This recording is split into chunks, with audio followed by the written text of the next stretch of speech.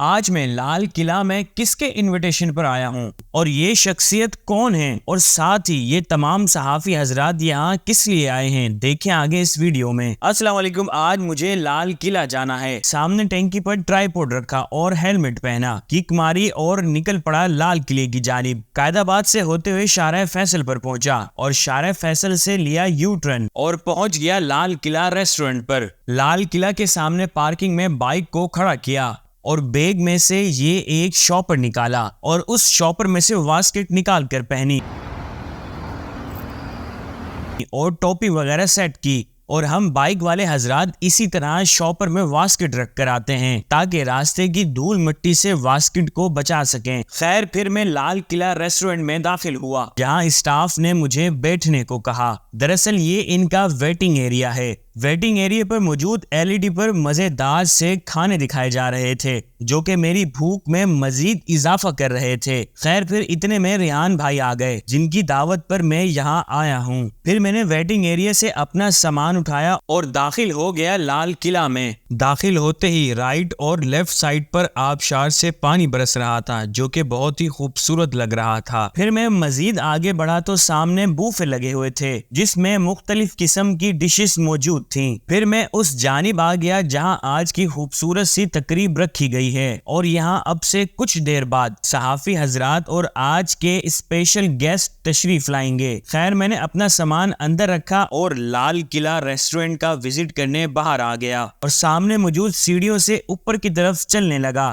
تاکہ اوپر سے پورا لال قلعہ دیکھ سکوں۔ ویسے لگ ایسا رہا تھا جیسے میں لاہور میں آ گیا ہوں اور اس قلعے کا نام لال نہیں بلکہ براؤن قلعہ ہونا چاہیے تھا، اور یہ سب چیئرز اس لیے اس طرح رکھی ہوئی ہیں کیونکہ یہاں شام کے وقت کھانا سرو کیا جاتا ہے، دن میں صرف اندر سروس فراہم کی جاتی ہے، ظاہر ہے دھوپ اور گرمی کی وجہ سے۔ خیر پھر میں نیچے آیا اور اتنے میں عمران بھائی بھی آ گئے جن سے میں نے سلام دعا کی۔ سلام دعا کرنے کے بعد ہم اندر آ گئے اور میں نے عمران بھائی کو ٹھنڈا پانی پلایا اور پھر خود نکال کر پیا، اور اب صحافی حضرات بھی آنا شروع ہو گئے تھے۔ خیر پھر میں نے باہر آ کر باہر موجود بوفے میں سے اپنے کھانے کے لیے مختلف ڈشز نکالی اور باہر ہی ٹیبل پر بیٹھ کر سلیم باپو صاحب کے ساتھ کھانا کھانا شروع کیا۔ پھر ساتھ ہی بغل میں یہ انکل باربیکیو بنا رہے تھے جن سے ہم نے باربیکیو کے کچھ آئٹمز پلیٹ میں ڈلوائے اور پھر مزے سے کھائے، اور کھانے کا ریویو میں اس دن دوں گا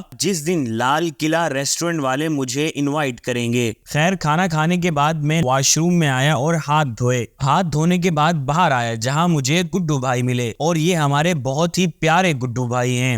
گڈو بھائی سے تھوڑی بہت گپ شپ کرنے کے بعد میں سیلڈ اور ڈیزرٹ والی جگہ پر آ گیا جہاں مختلف قسم کے سیلڈز موجود تھے اور ساتھ ہی مختلف قسم کے میٹھے بھی موجود تھے جن میں سے میں نے صرف کھیر اٹھائی اور سنت پر عمل کرتے ہوئے فنگر سے کھائی۔ خیر میٹھا کھا کر میں باہر آیا اور پھر اپنی ٹیبل کی جانب چل پڑا جہاں پر مہمان آ چکے تھے، اور ہمیں جیسے معلوم ہوا کہ آج کے اسپیشل گیسٹ تشریف لانے والے ہیں تو ہم ان کا استقبال کرنے باہر گیٹ پر آ گئے، اور آج کی تقریب کے اسپیشل گیسٹ امیر TLP علامہ حافظ سعد حسین رضوی ہیں، اور پھر اتنے میں علامہ حافظ سعد حسین رضوی تشریف لے آئے جنہیں سب نے خوش آمدید کہا، اور پھر علامہ سعد حسین رضوی اندر تشریف لائے، تمام صحافی حضرات سے مصافحہ کیا اور پھر بیٹھ گئے اور بہت ہی خوشگوار موڈ میں صحافی حضرات سے گفتگو کی، اور آپ کے ہمراہ مفتی قاسم فخری صاحب، علامہ غلام غوث بغدادی صاحب، علامہ عمر فاروق صاحب اور صوفی یحییٰ صاحب بھی موجود تھے۔ تقریب کے اختتام پر تمام صحافی حضرات نے گروپ فوٹو لیا